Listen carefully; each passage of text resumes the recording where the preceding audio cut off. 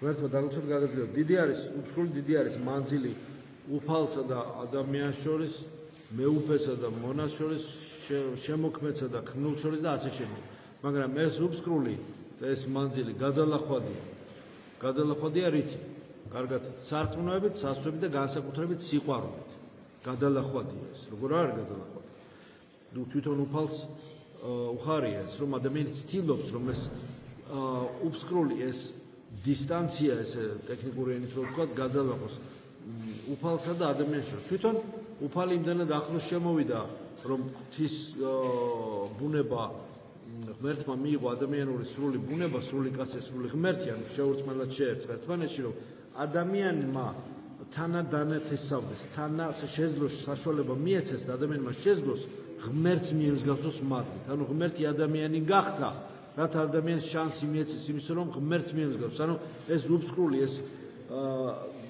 ძველაღთქმისეული გაუცხოება დისტანცია ღმერთსა და ადამიანს შორის ქრისტე ღმერთმა თავისი განკაცებით თავისი ჯვარცმითა და ალგომით და ამაღლებით და მთელი ყველაფრით რაც სახარებაში არის მოცემული აი ყველაფრით გადალახა და მოგცა საშუალება რომ მეგობრებად ვიცოდოთ ღვთისა და ეს ძალიან დიდი პატივია ამიტომ ვეცადოთ რომ ჩვენს ამაზე მეტი ახლობლება რა უნდა იყოს ქრისტეს სისხლსა და ხორცს ვიღებთ და შევდივართ აი ქრისტეს მადლისა და ქრისტეს გონების მდგომარეობაში ქრისტეს გონებას ვიმოსავთ ძველი ადამიანი განახლდება და ახალი ახალ ადამიანს ქმნის ქრისტეს მერე აი ეს შეიძლება ყოველთვის რომ ადამიანი ისევ მოინანიებს რა დაუბრუნდეს საწყისზე უფრო მაღალ მდგომარეობას განახლება მოხდეს და გამთლიანება მასში ძველაღთქმაშია შეუძლებელი იყო დაეცა ადამი და ვეღარ მოინანია და 60-დან იქნა გამოძევებული მაგრამ დღეს უკვე ქრისტეს შემდეგ მადლის დაუბრუნებლად დაკარგვის საშუალება არ გვემუქრება იცით ეს კარგავთ რა მადლს ისევ აღსარებით ზიარებით განსაკუთრებით ზიარებით თუ თავარი საერთოდ ვიბრუნებთ ამ მადლს ისევ და ისევ ვიბრუნებთ მაგრამ ისე კი არ ვიბრუნებთ რომ იგივე მდგომარეობაში ვრჩებით რაც დაცემამდე ვიყავით გულწრფელად მლოცველი არა უფრო მაღალ მდგომარეობაში შედის ვიდრე დაცემამდე იყო იმიტომ რომ უკვე გამოცდილებაც აქვს განწმენდილია უფრო მეტად იმუნიტეტი გაიზარდა და უკვე მისი დაცემა ასე ადვილი არ არის ცოტათი უფრო მდგომარეობა ადამიანის რომელიც დაცემებით და ცოდვებითა და დაცემებით არის მოფენილი ჩვენი ტანჯული გზა მიწაზე მაგრამ ეს ხომ გვასწავლის რაღაც ამას ხომ თავისი გამოცდილებითი დადვირთ თუ აქ თუ კი ვნანობ და ვდგებით სულ დაცემები დამარცხები მაგრამ მე ისევ ადგომები წამოდგომები და ასე შემდეგ სიმწარე სიტყვა უფლისა მოსული მაგრამ სიმწარე ჩვენი ცოდვებით მოდის თორე უფალს ყოველთვის სიტყვა უნდა ჩვენთვის მაგრამ დიდი ფაქტორია კიდევ რომ ადამიანი ადვილად დაცემადი არ არის ეცემა მაინც მაგრამ ადვილად დაცემადი რო აღარ ახარ და უკვე რო ცოტათი წინააღმდეგობის გაწევის უნარი გაქვს ეს პატარა ფაქტორი არ არის ეს ქრისტესგან შეიძლება მარტო ქრისტეს სარწმუნოებით შეიძლება მარტო ეს მხოლოდ და მხოლოდ და კიდევ უფრო მეტი ფაქტორი რა არის როცა დაეცემი რომ სწრაფად ადგომადი ხარ აი ესეც ქრისტეთია მხოლოდ შესაძლებელი ეს საოცარი ფაქტორია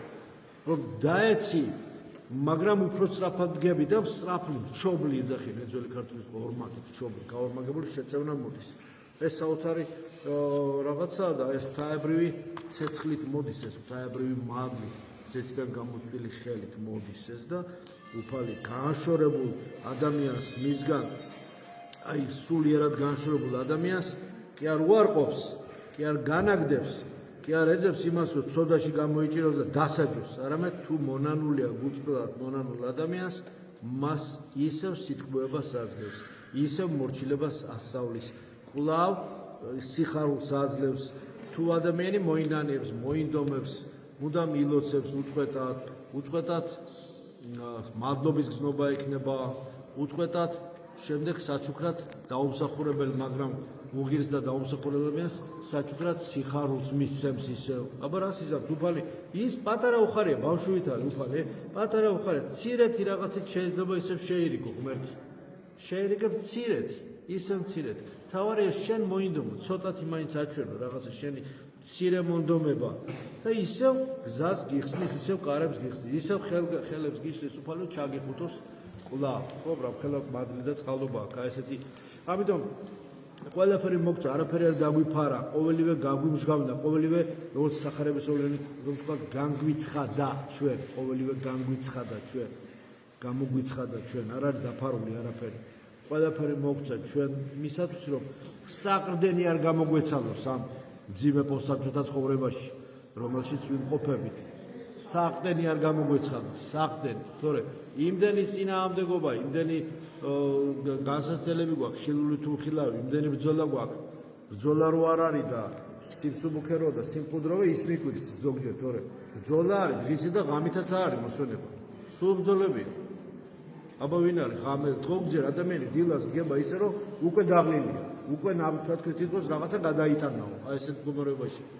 ისეთი ფსიქიური დატვირთვა, ისეთი პრესია, შინაგანი, არ ვიცი რა დავარქვა კიდევ ძიმე მდგომარეობაში ვარ, მაგრამ ვისგან არის ძიმე მდგომარეობა, დრო და სივრცე, ვინ გაამორდა, უფალმა, ნუ იქნება ესე, ყველაფერი კეთილად შექმნა.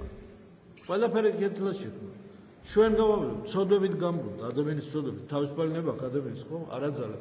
ადამიანმა გაამრუდა, თორე არავის არაფერი არ გაუმრუდებია, ყველაფერი უფალმა მისცა კეთილად, გამოიყენა წაღმა გეუბნება, უკუმა, ნუ გამოიყენა. ყოველივე განგვიცხადა ჩვენ და ყოველივე მოგწა. დაფარული არაფერი არ არის. ეცადე რომ ის რაც მოგეცა, ღვთის სადიდებლად გამოიყენო. არ დასხრე ილოცე და ილოცე, არაფერი არ გამოვა ისე ლოცვის გარშე, რომ ეუბნები გვეშველება რამე, ზოგმას არასწორად დასრულებული კითხვა, აი გვეშველება რამე, რა კითხვა არის ეს? არ არის ნორმალური კითხვა. აი როგორი კითხვა ეცდეს, ასე ყოფითი რუტინული კითხვად იქცა. გვეშველება რას ნიშნავს გვეშველება რამე, უკვე გამოხსნილი, უკვე ნაშველი გვაქვს, ქრისტემ გვიშველა ჩვენ.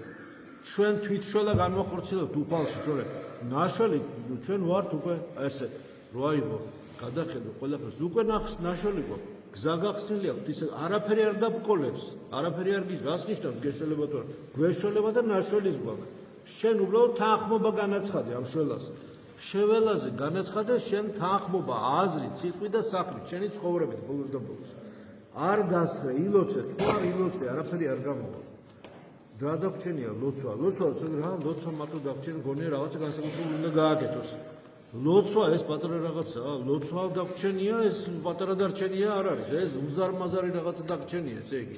არა მარტო ლოცვა, ზიარება, საინულოებში მონაწილეობა და ასე შემდეგ. აქტიური ეკლესიური ცხოვრება. და გზა გახსნილია, არავინ არაფერს არ გეკ, უფლის გახსნილს ერთი მაინტერესებს, ვინმე ჩაკეთავს. ან უფლის ჩაკეტილს ვინმე გახსნის, ესეც ვავიღოთ. რასაც შეკრავთ აქ, იქნება ხსნილი იქ, რასაც შეკრული იქ, რასაც გახსნით აქ, იქნება გახსნილი იქ. ამიტომ მონანიება რა არის? გახსნა, გზის გახსნა, ცოდვების მიტევება, შენდობა, პატიება, ვედრება, რომ ახალი ჟანგბადი, ახალი მადლი შემოვიდეს, გზა გაიხსნას და ამ გახსნის გზით იაროს ამას ვინ უფლისადმი ვედრებას, უფლის გახსნას ვინ დაკეთავს? ძალადობის უფლება არავის არ აქვს, არანაირ ბოროტ ძალას. შეიძლება გასტონოს, გადაგხაროს, რაღაცა, მაგრამ ის რომ ძალადობის უფლება არავის არ აქვს. მით უმეტეს ქრისტეს შემდეგ ეს ყველაფერი უფლის კონტროლის ქვეშა. ამიტომ ეს დიდი თემაა ახლა. უფალი არის ჩვენი გამართლების მაძიებელი, გამართლების, ცხოვნების მაძიებელი და არა წარწმენდისა და ცოდვაში გამოჭერის და აი გამოგიჭირე და დაგსაჯე რაღაცაში. მაგის მაძიებელი არ არის. ჩვენ თავს არ შევშალოთ ყველაზე დიდი მტერი ადამიანის ეს არის საკუთარი ეგოიზმი.